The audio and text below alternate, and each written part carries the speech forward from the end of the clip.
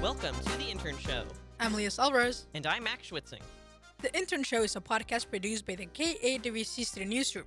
We aim to broadcast news by students for students. In this special episode of the Intern Show, we spoke with graduates about their next steps, and the Student Newsroom reflects on our first year serving the community. But first, some news. A new law in Arizona now bans encampments on public college campuses, requiring administrators to remove them and discipline students who don't comply. The bill, signed by Governor Katie Hobbs, has a bipartisan support and holds individuals financially responsible for any property damages. While state leaders say the law protects safety and free speech, some lawmakers and activists worry it will discourage peaceful protest, especially in communities with a strong history of activism. Arizona Western College, in partnership with NAU Yuma, ASU Local, and U of A Yuma, will host the 2025 commencement this Friday, May 16th at 7 p.m. at Veterans Memorial Stadium. The ceremony will honor graduates from Yuma and La Paz counties, including high school students earning associate degrees through AWC's dual credit program. Over 2,500 degrees and certificates will be awarded, and the event will be streamed live on AWC's platforms. Alexia Gill, an engineering graduate from Somerton, will serve as AWC's student speaker, joined by representatives from ASU, NAU, and U of A. This fall, the University of Arizona is launching a new program to support student mental health through art, music, and creativity. No medication needed. Called Social Prescribing, the program offers free creative experiences like workshops and performances to help students manage anxiety, depression, and loneliness. Students can still use counseling service, but now they may also get referrals for these activities as a way to feel better and build connections. What do you think about the new program the University of Arizona launched? I think it's pretty neat, especially because, these activities aren't just something that you do on your own. It's like something that can help you build a community with students around you too. Yeah, I think sort of as this conversation about mental health evolves, we've started to sort of see community as the answer. And so I think it totally makes sense for, doctors or therapists to prescribe social activities to sort of help with, problems students are having like loneliness or depression. Yeah, especially because even in colleges, community is basically what it's all about. Just finding the people that are like you and that give you a safe space can be a huge difference. For sure. This week, Arizona Western College is saying goodbye to the spring 2025 cohort. The KAWC Student Newsroom heard from graduates about their accomplishments and next steps. What's your name? Lisa Jones. Where are you graduating from and with what? From AWC with an Associates in English. What are your next steps? I'm transferring over to NAU to study English with a minor in philosophy. And what is something that you'll take with you from college? Definitely the memories and, of course, the knowledge. My name is Kimber Wagner. I'm graduating from Arizona Western College with a AA for psychology. I am moving to California right after graduation, and I'm going to be transferring to Cal State San Marcos. I think one of the biggest things is how important in-person classes has been, and building a community at the college has made a really big difference. Having a support system for college and being able to work through the hard things for personal growth and educational growth. Hi, my name is Christina Blanker. I am graduating from AWC with an associate's in biology. I plan to transfer to U of A as a vet science major to become a veterinarian. Definitely the community, creating bonds, something special that I learned here, and I will take that with me to university. Jackie Questenberry, graduating with a theater degree. I will be pursuing my bachelor's in theater at NAU as well as a minor in communication studies. I know that I'm going to be taking away how to work with a team, how to work with people, how we need people to collaborate, and honestly how much we need theater and how much we need art. Eduardo Vidrio. I'm graduating from Gila Ridge and AWC with an associate's in engineering. My next steps, I was recently accepted into Columbia University, so I'm going to be transferring there and finishing off my bachelor's, hopefully, maybe pursuing a master's, but just majoring in mechanical engineering with an emphasis on robotics and mechatronics. I've definitely learned to structure myself around my classes, learn how to cope with all the stress and deal with that while still figuring out time to study, time to go even relax, have time to go out with friends. So that's a big thing I've learned. My name's Chloe Michelle. I am graduating from Arizona Western College with a theater degree.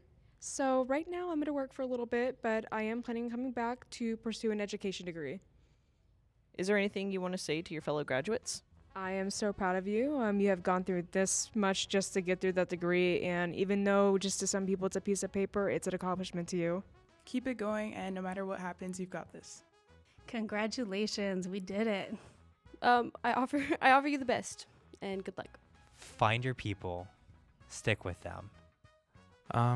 Just take it easy. It's gonna be stressful. It's gonna get harder, but it'll all be worth it in the end. Keep pushing through it, and make sure to find some time to help yourself unwind and take every little moment and cherish it. So, what are your plans for graduation, Mac? Yeah, so I'll be graduating from AWC with my associates in secondary education, physics, mathematics, and engineering. I've been at AWC for 2 years now, so sort of getting to see all this work I've put in come to fruition and to get to, walk the line a Friday night is an honor. I'm being honest. I think it really hasn't hit for me, Like, I keep thinking, oh, graduation is this Friday, but I don't think yet I've realized graduation is this Friday, Like, I'm still waiting for it to hit me and be like, oh my God, graduation is this Friday. Yeah, and sort of getting to hear from all the graduates that we talk to has sort of been really heartening, sort of hearing about what their next steps are, and then also sort of like their words of encouragement that they had for fellow graduates. A lot of the things I heard was sort of like, keep going, you got this, or, take it easy, life isn't all about school. And yeah, it was just super inspiring to hear from sort of our cohort.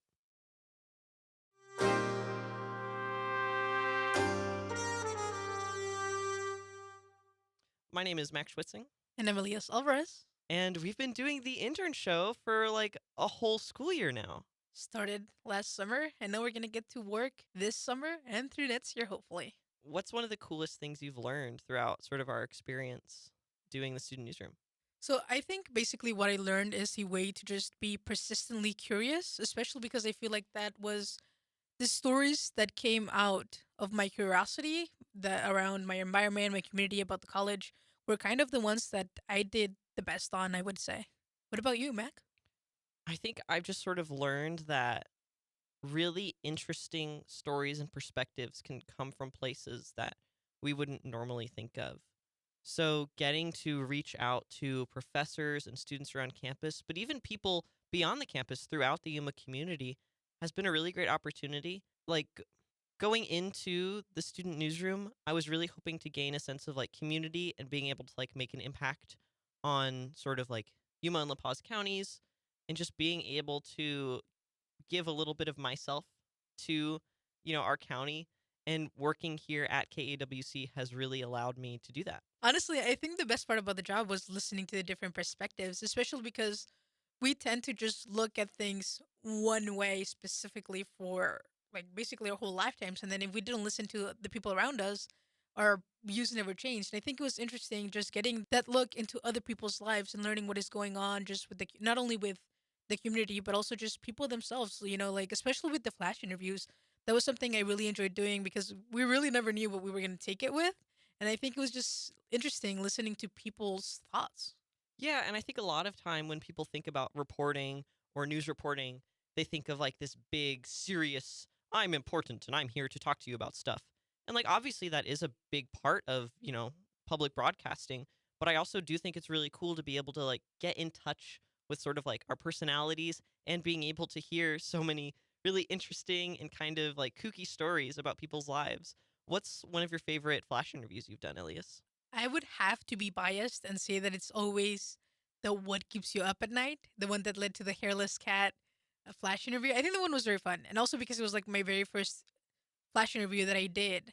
But I think just that little curveball question, because, whenever you ask somebody, what keeps you up at night? You never really know what answer you're going to get. And I think just hearing that about hairless cats, it was pretty funny. What keeps me up at night? Hairless cats. Definitely the thought of those. The fact that people own them and that people own them to love them. I think that's astounding. And I think, I don't know, that's crazy. That keeps me up at night, that's for sure. What specifically about hairless cats keeps you up at night? It just keeps me up at night because I don't understand how people actually own them and like love and care for them, and they don't see it and get freaked out by it every day because it looks like a human naked raisin. Yeah, so I would say that is my very biased opinion on the Flash interviews. What about challenges? What was something you struggled with, or well, maybe not struggled with, but that you just found challenging to work around with in the beginning? Yeah, so this is still sort of a challenge for me. I really do love talking to people and sort of like getting to do like planned out interviews where we have somebody stop by the studio or I get to meet them sort of like at their place of work. But it's really hard for me to gather voices independent of that sort of status I have as a reporter. So sort of getting out of my comfort zone and just pulling up to random people and going, "Yo, are you graduating? You are? Talk to me about you graduating, please." And it's always scary to talk to new people, but I think that is really one of the biggest things that I've taken away from sort of our whole year doing this project is our voices matter and we have the not only the power but like the responsibility to make sure that people's stories are told. And so if that means I need to get uncomfortable and ask hard questions, then that's what I'm going to do. Going forward, Elias, do you have any goals for this summer? I mean, I'm super excited to see how the intern show is evolving, actually, especially with the new interns we're going to be getting this summer, and then just the expansion itself of the intern show, because now we're going to be going from doing 10 to 15 minutes tops on the show. We're going to be doing consistently maybe half an hour. Yeah, it's super cool getting to sort of introduce new people. I'm sure all of you love hearing me and Elias talk on here every week, but sort of I'm really excited to get different input and also to see like how that'll change the tone of our show. I would say we do have a pretty good rhythm going, but especially just the changing dynamics, not only of itself, of the people that we're going to be working with, but also because it's going to be shifting the dynamics that we have in the intern show. You know, it's not just going to be trusty old Mac and Elias, but we're also going to have some new coming interns that are just going to give us a new perspective, like more curiosity to find out new things and just keep learning. Yeah, so if you, listener, are interested in joining the Student Newsroom over the summer, if hearing from me and Elias and sort of the folks here at KAWC about what goes into putting together a news show for the radio, applications are open. You're welcome to head over to kawc.org, check out the careers section, and that has lots of information for how to apply. In this past year, what is the thing you're most proud of from the intern show? I'm really proud of the dedication that we've had to keep a consistent schedule. You know, obviously life gets in the way of doing stuff like this, and radio, tight deadlines. You need to have your stuff together. And so being able to sort of not only do it just by myself, but working as a team of people who hold each other up and make sure that we can get done what we need to get done has been a really great experience. And I'm super proud that we have like over 25 episodes of the intern show available for people to listen to. I'm going to say they probably weren't very good, but I would say that what I'm most proud of is meeting those deadlines on Thursdays when my interviews fell through, where it was just like Thursday morning, 9 a.m. And I was just running around campus asking people, hey, are you interested in this topic? Or do you know about this topic? Or do you want to talk to me? Please go ahead and talk to me. Like, while it wasn't fun having to begin at 9 a.m. sometimes and then finish it by 12, I would say now I can laugh at it, but even if it was just a stressful environment back then, but I would say it's a pretty good experience to have, probably not one you would want to have. Now I can just say that was fun. Yeah, for sure. I think we've had a great year, and I'm super excited to see what's next for us over the summer. And for all of those out there who listen to our podcast since it's first started to now and who will probably continue to listen to it, we hope. Thank you so much for just staying consistent and listening to us. Yes, thank you so much for supporting students, supporting public broadcasting. And if you're interested in hearing more about the Intern Show, head over to kawc.org. The Intern Show is produced by the KAWC Student Newsroom at KAWC Colorado River Public Media. Send your questions or comments to Student Newsroom at kawc.org. This show is available as a podcast or online at kawc.org under the KAWC Shows tab. The KAWC Student Newsroom is supported by the local news initiative at the Community Foundation for Southern Arizona. Since 1980, The Community Foundation for Southern Arizona has been a trusted philanthropic partner, helping individuals, families, businesses, and nonprofits work together to create a stronger community. Our theme music is Election Time by Curtin Abel. The Flash Interviews music is Funkmeister by Theo JT. Both are available at freesound.org. I'm Elias Alvarez. I'm Max Schwitzing. Thank you for tuning in to The Intern Show.